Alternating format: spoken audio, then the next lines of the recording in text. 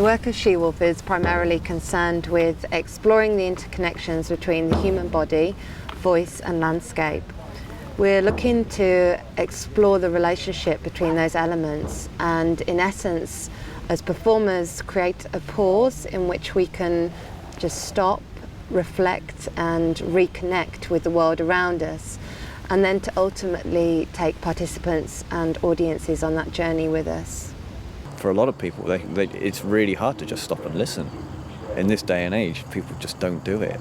But I think it's really important in somewhere like in the mines, in the caves, just to be in there and just to listen to what's going on and hear all the sort of the levels of what's going on. As an international collaboration of singers, sound artists and musicians, we are looking to capture the sounds that have passed through that environment over the years. Our research is done through the body, through voice, through music, and exploring those in relation to the site. My mother sent me for some water. The natural environment itself, with the themes of climate change at the moment, is in danger of massive change, and I think people are really starting to think a bit more about what it means to be in a place and be connected to a place around them. It can be also the way of exploring yourself, your body, your human as a human being. So this is very, for us, important.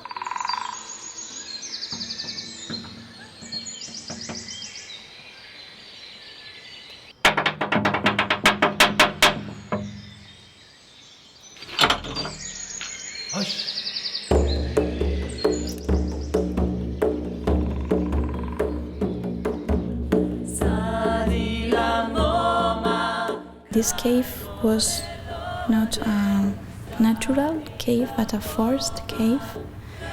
So I felt at the first moment, when I went for the first time, a lot of sadness, because I feel a connection with this forced energy. You see the hand of the man going through, shaping, controlling, taking, and I see this as an opportunity to actually give something back to the place.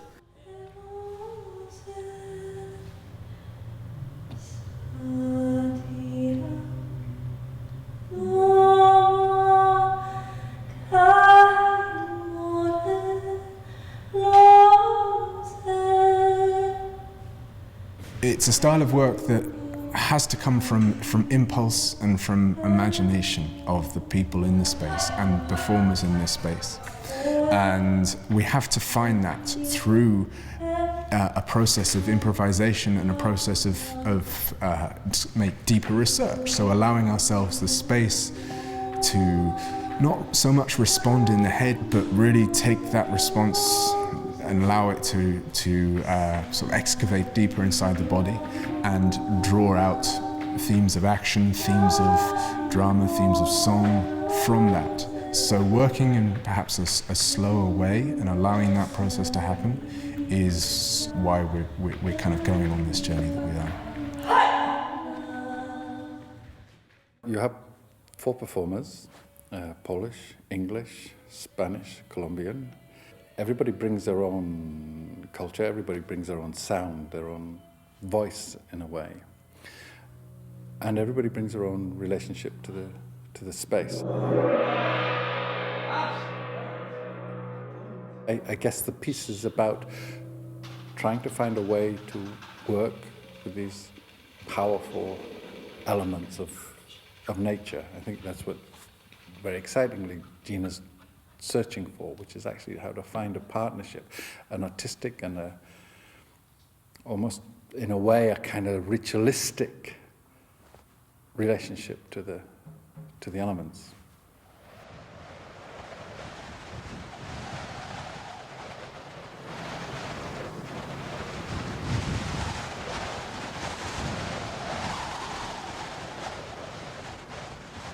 This morning in the Caverns, we've worked a lot with the darkness and being in the darkness, and we've come here today to this site to be in the light. So the score today is going to be very much about how those two things meet and how we need both. How we have both in ourselves, but how we need both in the world around us. We will each find a different starting point in the landscape, and as we worked with in the studio yesterday, to find a position to start in, making contact, giving weight,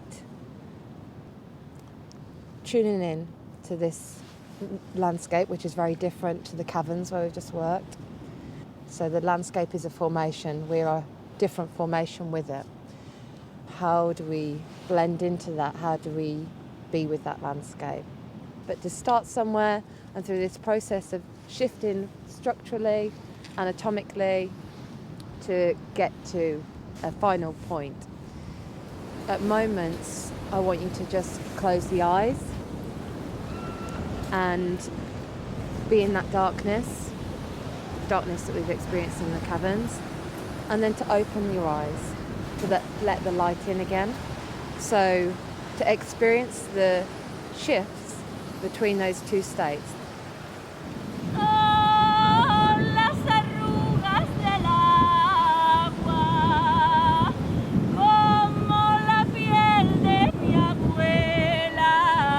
The earth and our body have a very strong connection.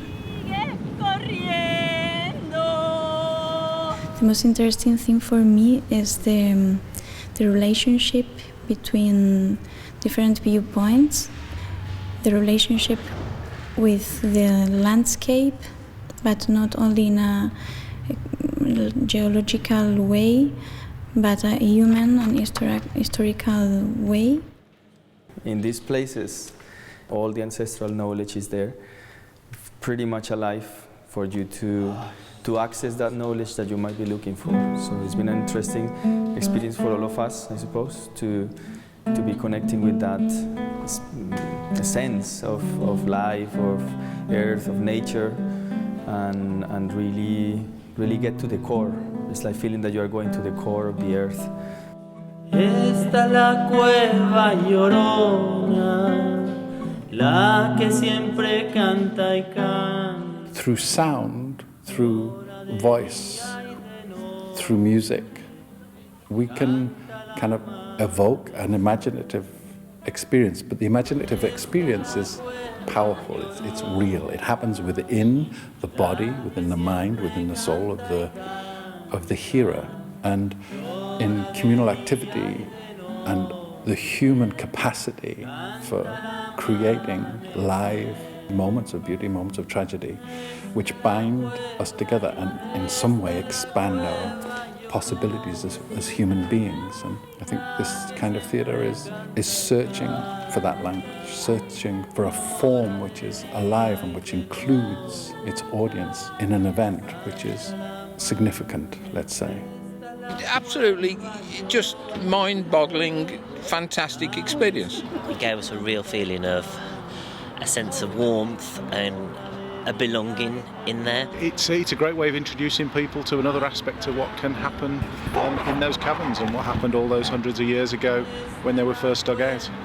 It was fantastic for my first experience of the Dudley Caverns to have experienced it in that way, and I mean, what a fantastic place to have a performance in. The sound actually went through me, which was absolutely inspiring, and I feel as though I've had an extraordinary experience and would very much like to experience being in that space. It felt sacred actually, which was interesting, and it took me through the past in a moment. It had the capacity to do that.